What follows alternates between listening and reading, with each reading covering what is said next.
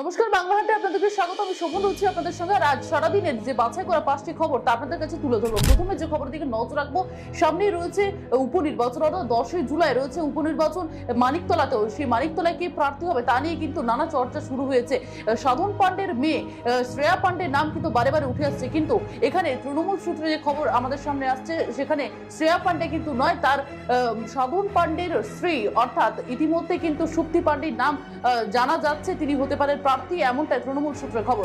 পরবর্তী যে খবরের দিকে নজর রাখবো তা হচ্ছে কি, আমরা জানি সকাল থেকে পার্ক স্ট্রিটে এবং ক্যামাল স্ট্রিটের যে মধ্যবর্তী জায়গা, সেই যে পার্ক সেন্টার, সেখানে কিন্তু অগ্নিকাণ্ডের ঘটনা ঘটে এবং ভয়াবহ অগ্নিকাণ্ডের জেরে কিন্তু ইতিমধ্যে চাঞ্চল্য সৃষ্টি হয়েছিল। সকাল থেকে 10:30 থেকে কিন্তু একটা যানজটের সৃষ্টি হয়েছিল সেই এলাকায় এবং ভয়াবহ পরিস্থিতি, ভয়াবহ আকার ধারণ করেছিল সেই অগ্নিকাণ্ড। ধোঁয়া থেকে শুরু করে রেস্তোরাঁর ছাদ ধসে পড়ে গিয়েছিল এবং তার জেরেই কিন্তু 15টি সেখানে দমকলের বাহিনী যায় এবং তারপরে সেখানে দমকলের বাহিনীর চেষ্টায় কিন্তু আগুন নিয়ন্ত্রণে আসে এবং হতাহতের কোনো খবর পাওয়া যায়নি, কারণ এখনো পর্যন্ত জানা যায়নি।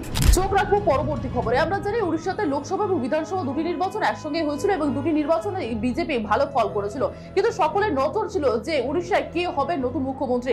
কারণ আমরা জানি দীর্ঘদিন ধরে নবীন পটনায়ক সেখানে মুখ্যমন্ত্রী ছিলেন এবং বিজেপি শাসিত রাজ্যে এবার কে হবে মুখ্যমন্ত্রী সেদিকে আমাদের সকলের নজর ছিল।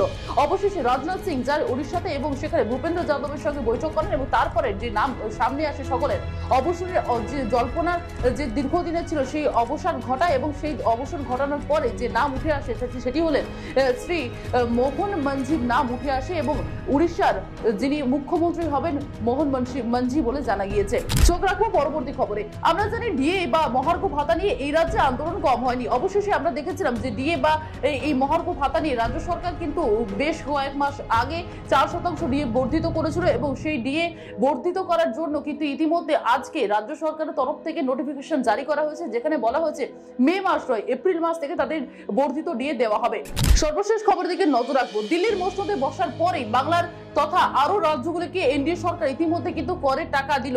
ইতিমধ্যে বাংলা পেল 10,513 কোটি টাকা এবং সব থেকে বেশি টাকা পেয়েছে কিন্তু উত্তরপ্রদেশ পেয়েছে 25,069 কোটি টাকা ইতিমধ্যে কিন্তু পেয়েছে উত্তরপ্রদেশ। এর পাশাপাশি পেয়েছে বিহার থেকে শুরু করে মধ্যপ্রদেশ তৃতীয় স্থানে রয়েছে, সেখানে পেয়েছে বেশ ভালো রকমের 10,000 কিছু টাকা পেয়েছেন মধ্যপ্রদেশ এবং বিহারও পেয়েছে এবং চতুর্থ স্থানে রয়েছে বাংলা।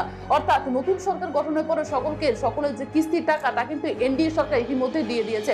এতক্ষণ আপনারা দেখলেন বাংলা হান্টের সেরা 5টি বাছাই করা খবর। এরকমই আরো খবর পেতে আপনারা চোখ রাখুন বাংলা হান্টের ফেসবুক পেজে।